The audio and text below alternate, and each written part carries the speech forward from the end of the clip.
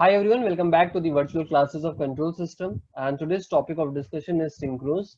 We have already covered AC servo motors and stepper motors in our previous video. Today we will be focusing on synchros. What actually the schematic of synchros? What are the mathematical expression? We will take a numerical on that particular expression.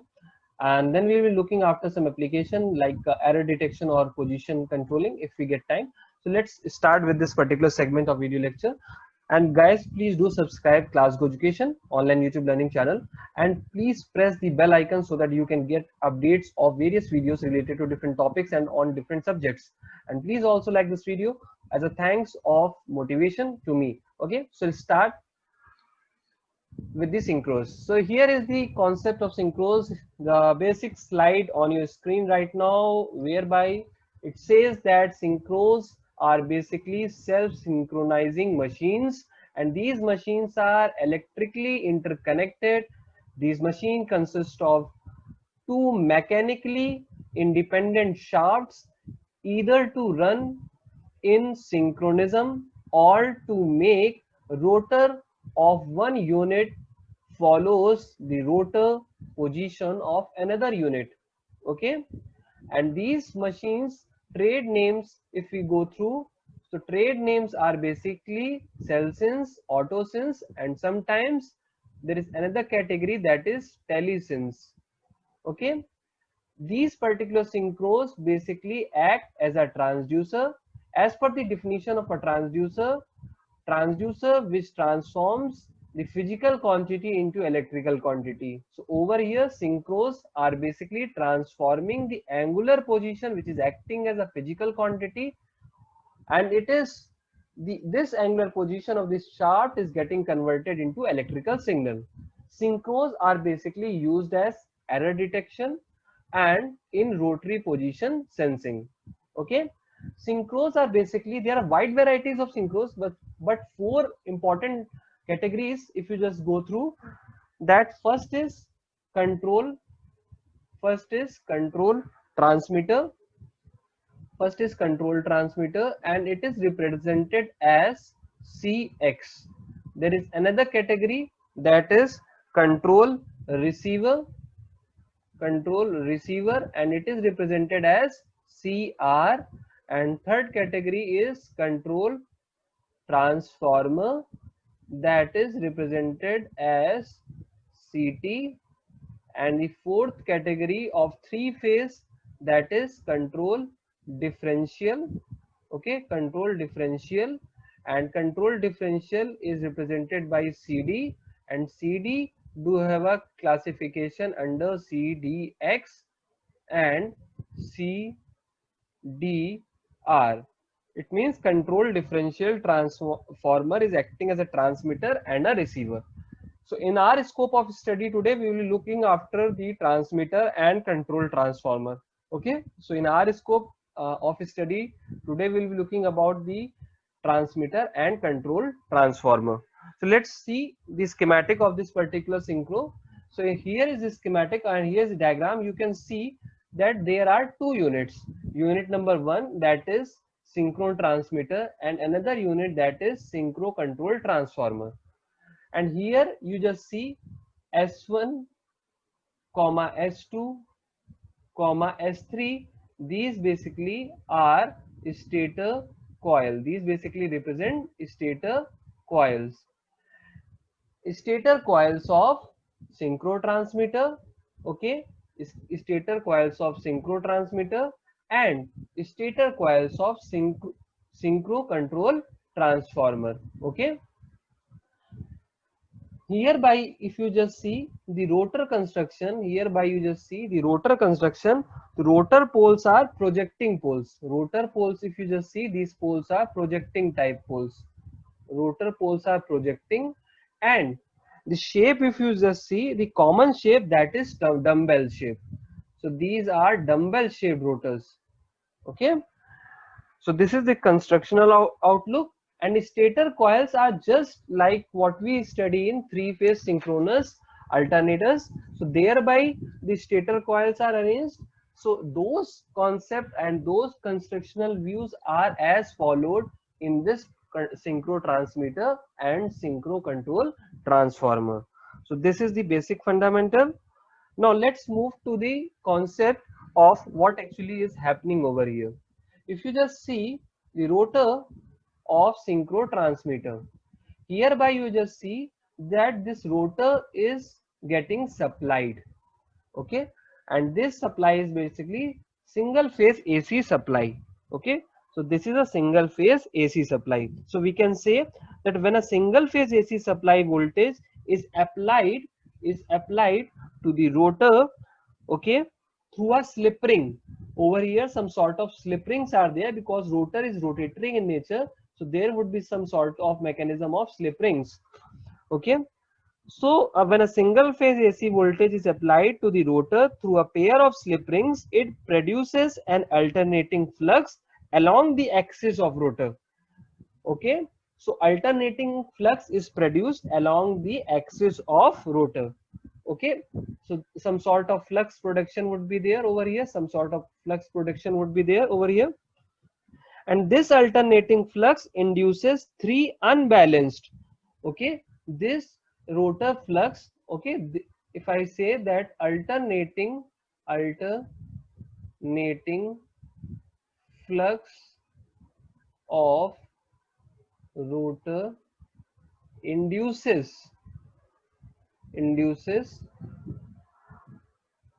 three unbalanced three unbalanced single phase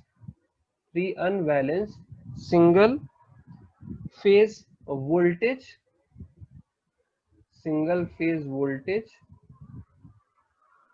in in three stator windings windings in three stator windings by transformer action This is said to be a transformer action whereby alternating flux in the rotor, okay, alternating flux of the rotor induces three unbalanced. Over here I just wrote these lines because I want to put emphasis on these particular word, that unbalanced single phase voltage, okay. You have to keep this thing in mind, that unbalanced single phase voltage is produced, okay. Now you must also remember that if the rotor is aligned with the axis of stator winding 2, over here you just see that rotor is aligned with the stator winding S2, okay. The flux linkage of this stator winding is maximum. Over here you just see at S2 at S2 flux linkage phi max we will get, okay. At S2 flux linkage is maximum because rotor axis is aligning towards the stator S2 coil, okay. And this rotor position is basically defined as electrical zero position. Always remember, it is defined as electrical zero position okay.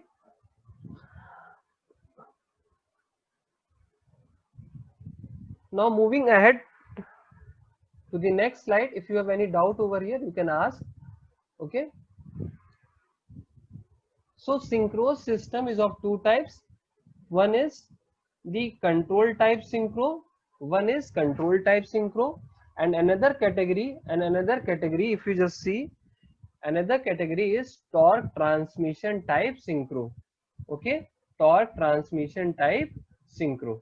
Now control type synchros are basically used in large loads, and torque transmission type synchros are basically used in small loads like pointer, okay, small loads like pointer, and in large load like missile launching.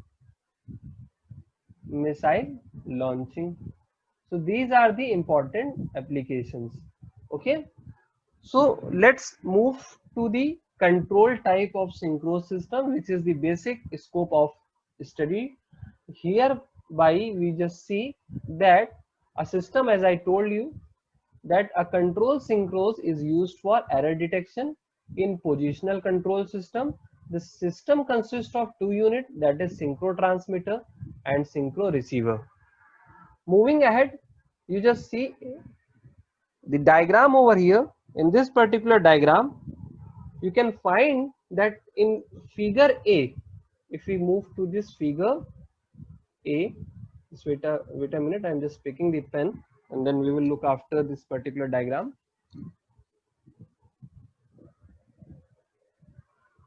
Okay. So if we see over here, this is basically the transmitter and the symbol of transmitter. Okay, this is the symbol of transmitter.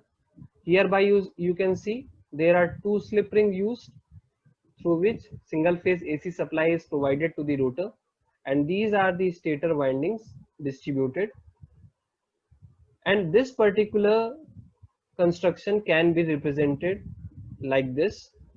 Likewise, if you just see the construction for the control transformer, over here you just see the rotor is cylindrical shaped. Okay, over here you just see the rotor is cylindrical shaped, and over here in the CX transmitter the rotor is basically dumbbell shaped.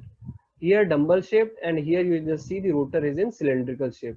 Again, single phase winding supply is provided, and the concept is same, and the symbol is like this. Okay, now these two systems are interconnected electrically. Okay, these two systems are interconnected electrically. Now let's see what actually the concept for, and this position what we said, where the flux is maximum, and this position was basically I considered in this particular diagram, that is electrical zero for transmitter, electrical zero for the transmitter. Let's look after the control transformer. Let's look after the control transformer. Okay, this is basically first question arises, that is it the control transformer or it is a transmitter? So over here I have written this transformer, so this is wrong. This is not transformer, because if you just see the construction of this rotor, so this rotor is basically dumbbell shaped. This rotor is basically dumbbell shaped. So it means this is not a transformer. This is basically transmitter. This is basically the transmitter. You can just look after this particular concept. So over here, this what we are going to focus upon the control transmitter, and that is why I use the symbol CX over here. That is why I use the symbol CX over here. So this is the control transmitter. Now what actually happens in the control transmitter, what our focus is, we have to calculate the values or the RMS voltages on S2, S3 and S1 stator coils, and these voltages, these RMS voltages, once get induced on the stator, they will just provide a circulating current, and that particular circulating current will move to the control transformer, which is the subsequent unit or the unit connected to this CX. Okay, now let's see how mathematical expression can be obtained over here. If you just observe, there is an alpha angle given. Okay, if you just observe, there is an alpha angle given, and let's analyze what this particular voltage relation tells us. If alpha or a rotor position is shifted from its electrical zero, okay, I initially told you that rotor was inclined towards S2. Rotor was inclined towards S2, but now rotor is shifted towards alpha angle. It means rotor has been shifted from electrical zero position, which was basically along the S2. Now rotor is shifted towards alpha angle. Okay, so what actually the voltage, if we consider, so this is a control transmitter, and rotor winding is excited by a single phase supply, single phase sinusoidal AC voltage. Okay, and suppose if I say that this single phase AC voltage is having the magnitude of ER, and this magnitude is basically represent the RMS voltage which we are going to provide to the rotor, and this RMS voltage is basically is along the rotor. Okay, now second important thing, that rotor is held fast in its displaced position from the electrical zero. Now this particular position, which is basically the alpha, the rotor has been shifted and it is fastened in such a location. What was the electrical zero? Electrical zero is along this S2 coil, but now the rotor position is shifted towards this particular new position, this particular new position, that is alpha. Okay, what actually there will be some sort of magnetic coupling and stator turns ratio. Okay, stator rotor turns ratio. So there would be some term known as K. Okay, and this particular constant will certainly relate the magnetic coupling. Okay, this particular term basically relates the magnetic coupling and the stator rotor turns ratio, and the stator rotor turns ratio. So whenever you just see this particular K, you can relate that it basically, this is a constant which basically relates to the magnetic coupling and represents the stator rotor turns. Okay, now let's see. Now the RMS value of the induced EMF in stator winding S2. RMS value of the induced EMF in a stator winding S2 when rotor is displaced by alpha, and this value is represented by ES2. This is the RMS value. Remember, this is the RMS value, and the value is basically what? ER cos alpha. ER cos alpha. Equation number 1. Now, since the axis of stator winding S1, since the axis of stator winding S1 is located 120 degree ahead, S1 is located 120 degree ahead of the winding number 2. S1 is ahead of winding number 2. If we consider anti-clockwise direction, then we can write this expression then that E1S, the induced RMS voltage in the stator coil S1 E1S would be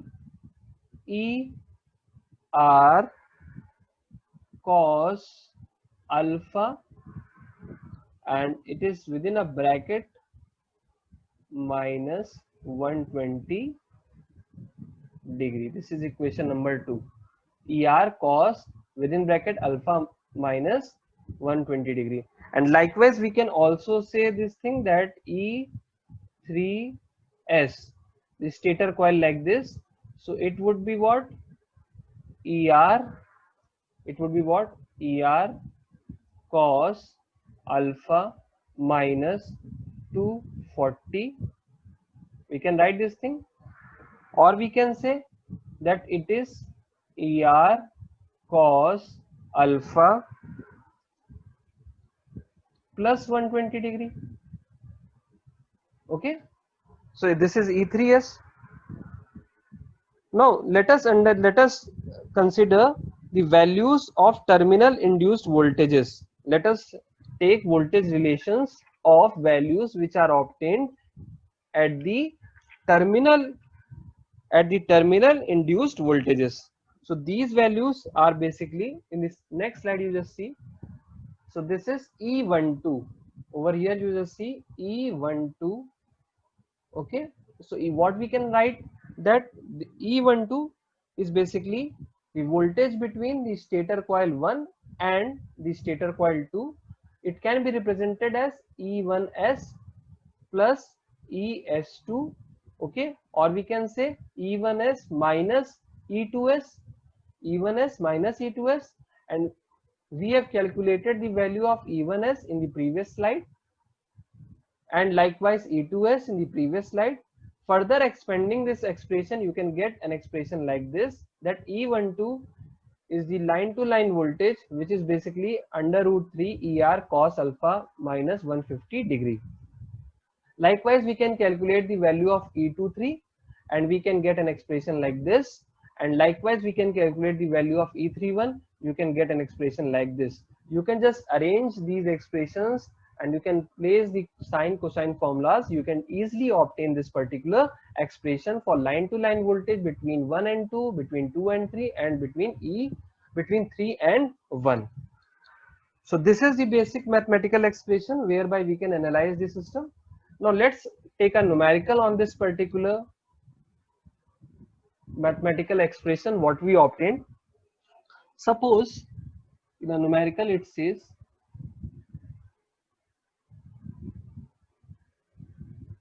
suppose the rotor of a control transmitter. Okay, suppose the rotor of a control transmitter, so this is the CX, and the rotor of the control transformer is excited by a single phase AC voltage, having the RMS voltage of 20 volts, Now if someone asks you that find the value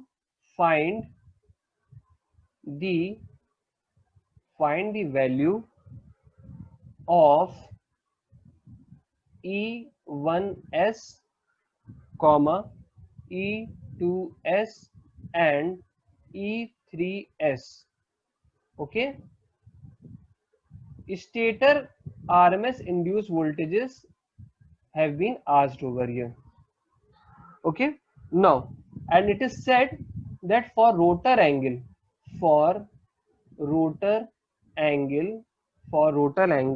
that is, suppose first case that would be plus 40 degree, and another case would be minus 40 degree, so there are two basic cases. Okay, and in the question it is also mentioned that assume the value of k equals to 1.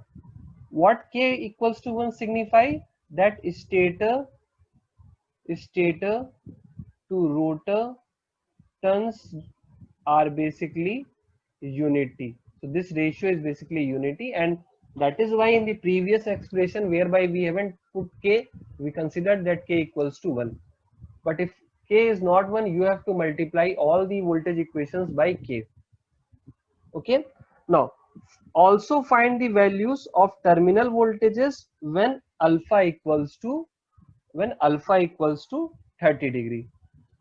In the second part of the question, it is asked when alpha equals to 30 degree, you must also calculate the value of E12, likewise E23, likewise E31. So following question basically tells us that rotor is displaced from its electrical zero. Electrical zero position was this was the electrical zero position, because at this particular position the rotor coils or the rotor axis is aligned towards the S2 coils and the maximum flux was induced to the stator coil, and this particular position was said to be the electrical zero position. But the condition is this, that now rotor is displaced by alpha, that is 40 degree plus, and if we consider it is in clockwise direction, then it would be around minus 40 degree. Okay, so these are the two cases in the question, and these are the two new position 1, or there is another new position number 2. Okay, now how we can approach this particular numerical? If we consider alpha equals to 40 degree, case 1. So as I told you, the previous formulas are like this. Easily you just calculate E2s equals to ER cos alpha. You just put the values of ER and alpha, you will get 15.3 volts.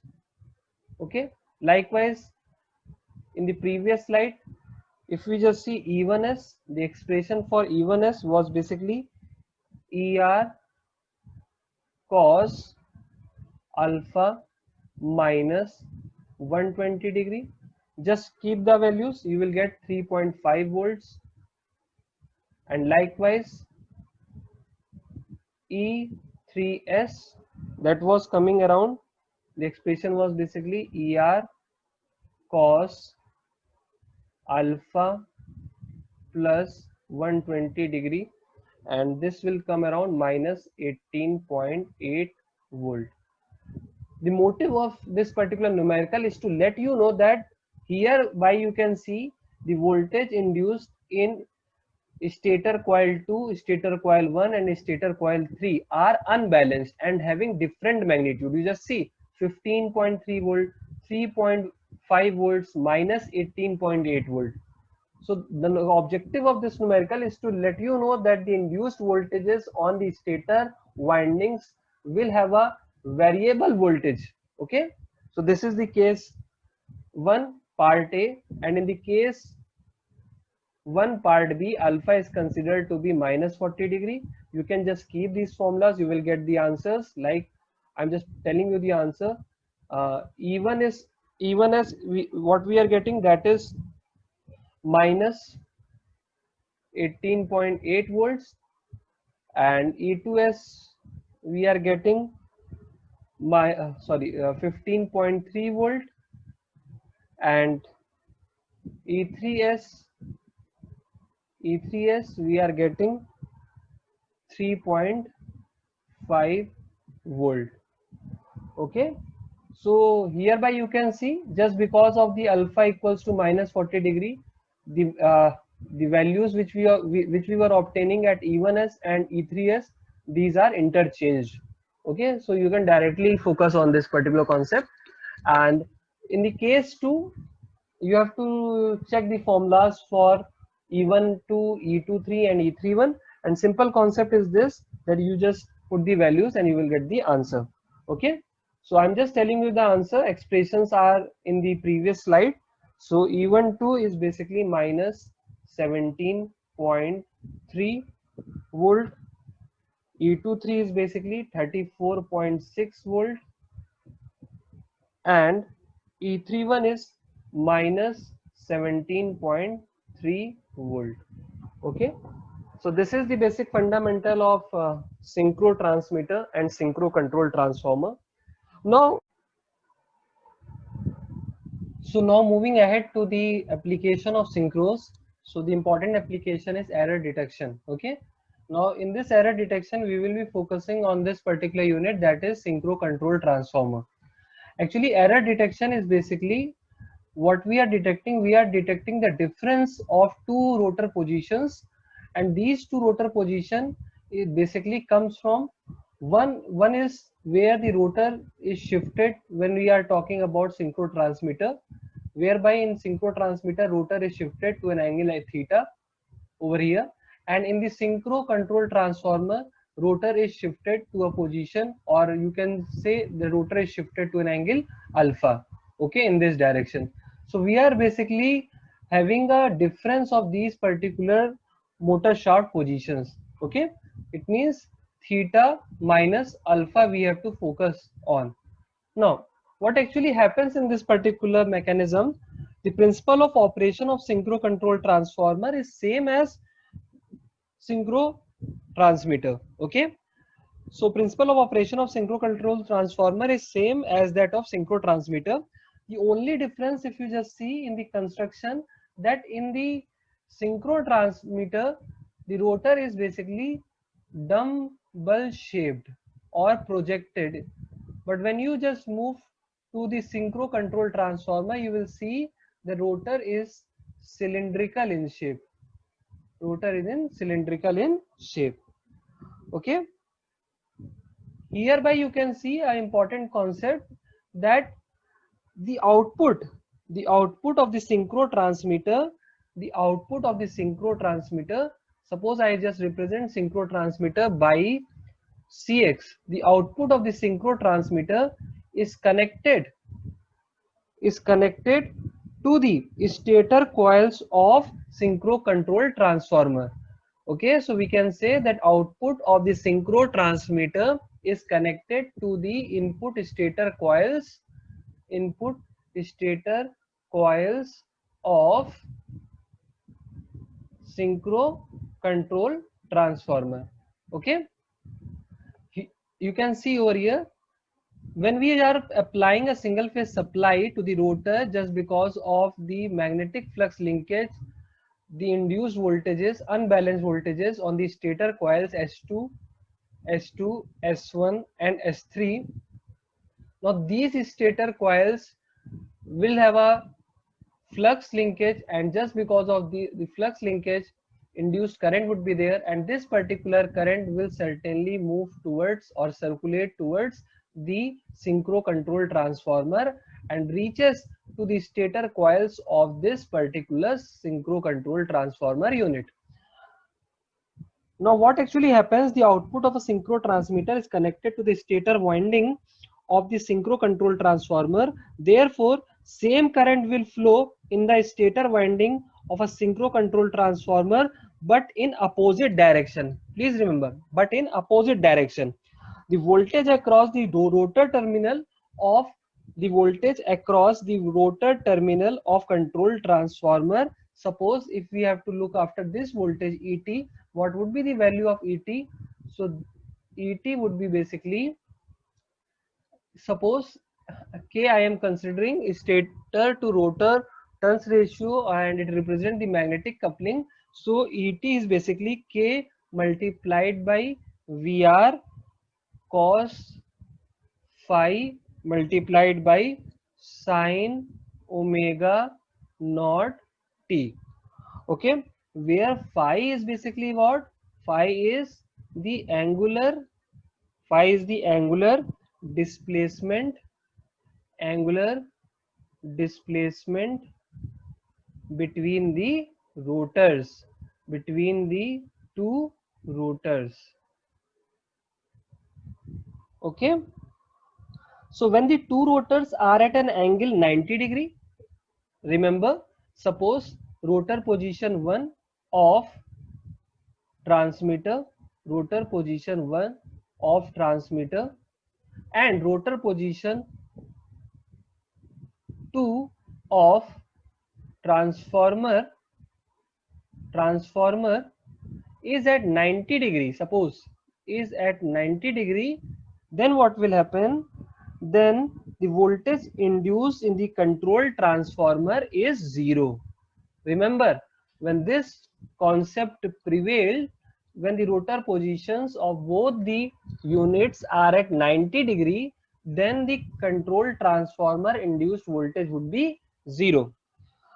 Now the position is known as electrical zero position, and this is basically what? Electrical zero position, which we have discussed.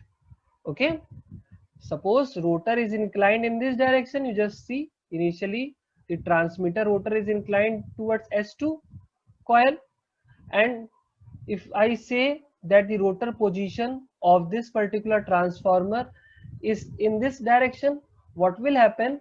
Just because of 90 degree phase difference between the two rotor positions, this particular position of transformer is known as electrical zero position. Okay, now let us assume an assumption whereby the transmitter rotate through an angle theta. Okay, suppose initial position of rotor is along S2, but suppose from this position of rotor has changed it into the new position. Okay, this is the new position of the rotor. So what angle it moves? It moved an angle of theta. Now likewise, suppose if we consider control transformer, and if I say that control transformer moves from electrical zero position to an angle of alpha, in this anti-clockwise direction, so this particular would be the new position of the rotor of the transformer. Okay, so this would be what? This would be new position. Okay, now looking forward to the error detection mechanism, we can say that what actually the phi was basically what? It was basically the angular position or angular displacement between the two rotors. So what we will see that from, if we suppose S2 is the reference value, how much angle it moved? It moved an angle of 90° plus alpha if I consider the transformer, and if we take the difference of this theta from here of the transmitter rotor position, so phi would be like this. Now what would be the induced voltage E1T? What would be the induced voltage which we have to calculate in terms of error detection? So what would be the induced voltage? So it would become K VR sine theta minus alpha sine omega naught t.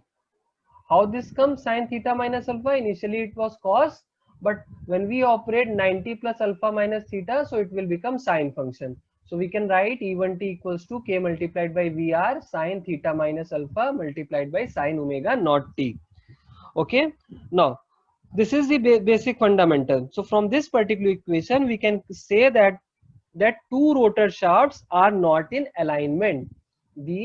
From this particular expression, we can say that two rotor shafts are not in alignment. The rotor voltage of a control transformer is approximately a sine function of the difference between the two shaft angles. And if we suppose for a small angular displacement between the two rotor position, we can say that sine theta minus alpha is more or less theta minus alpha. So we can write E1T or E of t basically K multiplied by VR.